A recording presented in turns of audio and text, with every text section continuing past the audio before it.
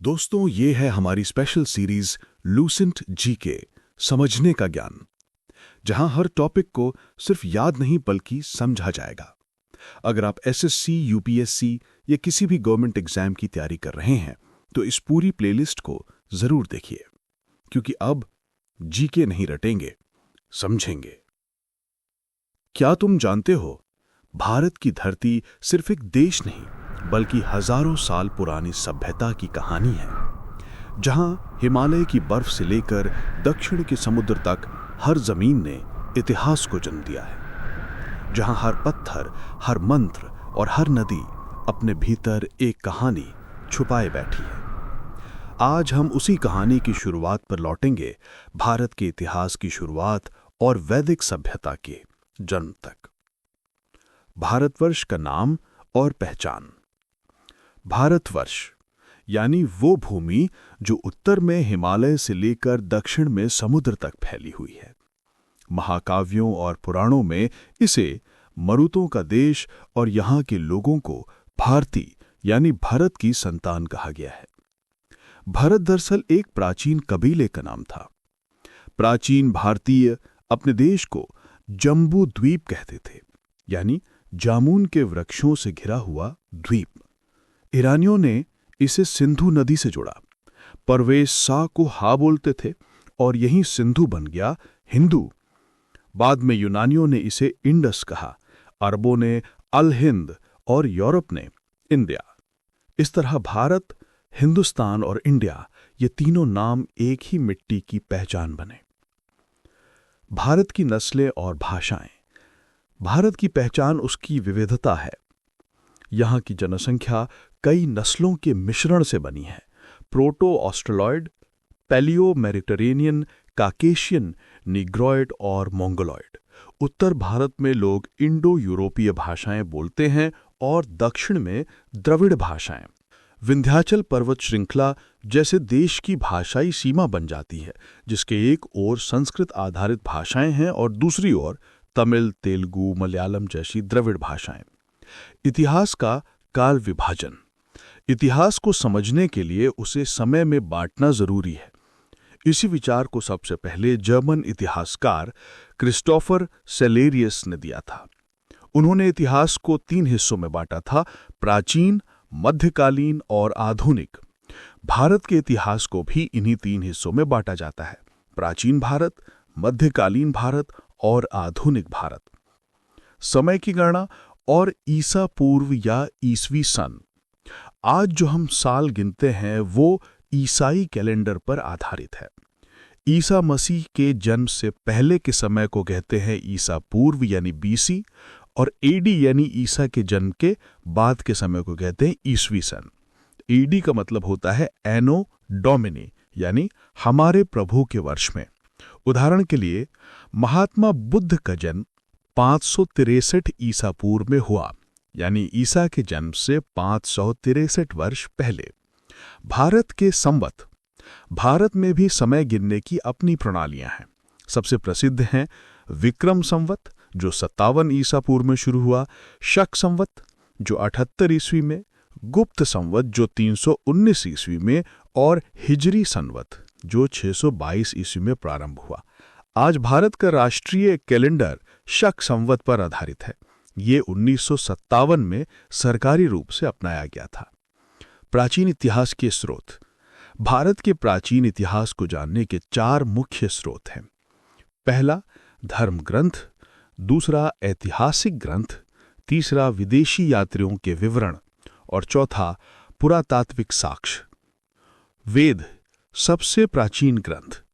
भारतीय परंपरा में सबसे प्राचीन ग्रंथ है वेद। वेदों के संकलनकर्ता माने जाते हैं महर्षि वेदव्यास। भारतीय परंपरा के अनुसार वेद नित्य और अपौरुषीय हैं, यानी किसी मनुष्य की रचना नहीं बल्कि शाश्वत ज्ञान है। वेद 4 हैं: ऋग्वेद, यजुर्वेद, सामवेद और अथर्ववेद। इन चारों को संहिता कहा जाता है। ऋग्वेद। ऋग्वेद सबसे प्राचीन वेद है। इसमें 10 मंडल, 10,000, 28 सूक्त और लगभग 10,500 ऋचाएं हैं। ऋग्वेद के मंत्रों को पढ़ने वाले ऋषि होत्री कहलाते हैं। ऋग्वेद में हमें आर्यों के राजनीतिक प्रणाली, देवताओं की पूजा और समाज की झलक मिलती है। इंद्र और अग्नि इसके प्रमुख देवता है, और हाँ, यही वो वेद है जिसमें सूर्य देव और गायत्री मंत्र का उल्लेख मिलता है। यजुर्वेद। यजुर्वेद कर्मकांडों और यज्ञ विधियों का संग्रह है। इस वेद में यज्ञ के नियम, बलिदान की विधि और पूजा के शास्त्र बताए गए हैं। ये वेद गद्य और पद्य दोनों रूपों में लिखा गया है। इसका पाठ करने वाला अध्वर्यु कहलाता है। सामवेद। सामवेद यानी गान का वेद। इसमें वे रचाएं हैं जिन्हें यज्ञ के अवसर पर गाया जाता था। सामवेद के अधिकांश सूक्त ऋग्वेद से लिए गए हैं। इसे भारतीय संगीत का जनक कहा जाता है। अथर्ववेद। अथर्ववेद को लोक जीवन का वेद कहा जाता है। इसमें 731 मंत्र और लगभग 6000 पद्य हैं। इसमें औषधियों, रोगों, विवाह, कृषि, व्यापार और यहाँ तक कि जादू टोने तक का उल्लेख है। यही वेद सामान्य लोगों की भावनाओं और विश्वासों को दिखाता है। ब्राह्मण, आरण्यक और उपनिषद। वेदों के बाद आता है ब्राह्मण ग्रंथ, आरण्यक ग्रंथ और उपनिषद। ब्राह्मण ग्रंथ वेदों की व्याख्या करते हैं। जैसे ऋग्वेद के लिए इतरे ब्राह्मण और यजुर्वेद के लिए शतपथ ब्राह्मण प्रसिद्ध हैं। आरण्यक ग्रंथ यज्ञ के कर्मकांडों को दार्शनिक रूप में समझाते हैं, और उपनिषद वही हैं जहां से भारत का दर्शन जन्म लेता है। आत्मा क्या है, ब्रह्म क्या है, जीवन का उद्देश्य क्या है, इन सवालों के जवाब उपनिषद देते हैं। यही ग्रंथ आगे चलकर वेदांत कहलाए। पुराण और अन्य साहित्य। भारतीय इतिहास का एक और महत्वपूर्ण स्रोत है पुराण। विष्णु पुराण, मत्स्य पुराण, भागवत पुराण। इनमें राजाओं की वंशावलियां, धर्म, समाज और संस्कृति का वर्णन मिलता है। पुराणों को इतना सरल लिखा गया कि आम लोग भी इन्हें सुन सकें। मंदिरों में पुजारी इनका पाठ करते थे। मनुस्मृति, नारद स्मृति और अन्य स्मृति ग्रंथों से हमें सामाजिक और कानूनी नियमों का पता चलता है। विदेशी यात्रियों के विवरण। विदेशी यात्रियों ने भी भारत के इतिहास को सहेजा। मेगस्थनीज यूनानी दूत था जो चंद्रगुप्त मौर्य के दरबार में आया था। इसने इंडिका नाम की किताब लिखी जिसमें मौर्यकालीन समाज और शासन का वर्णन है। फाहियान चीन से आया भक्षु गुप्त सम्राट चंद्रगुप्त द्वितीय के समय भारत पहुंचा। उसने भारतीय समाज को सुखी और समृद्ध बताया। हुएनसैंग 7वीं सदी में आया चीनी यात्री जो हर्षवर्धन के दरबार में पहुंचा और नालंदा विश्वविद्यालय में अध्ययन किया। उसने भारत की शिक्षा और धर्म पर बहुत सुंदर विवरण लिखा। अलबरूनी 11वीं सदी में मोहम्मद गजनवी के साथ आया विद्वान। उसने किताब उल हिंद नाम से ग्रंथ लिखा जिसमें भारत की परंपराओं, विज्ञान, कानून और समाज का बारीकी से वर्णन किया। पुरातत्ववेत्ता सर अलेक्जेंडर कनिंघम को फादर ऑफ इंडियन आर्कियोलॉजी कहा जाता है। उन्होंने भारत के कई प्राचीन स्थलों की खुदाई कर इतिहास को नया जीवन दिया।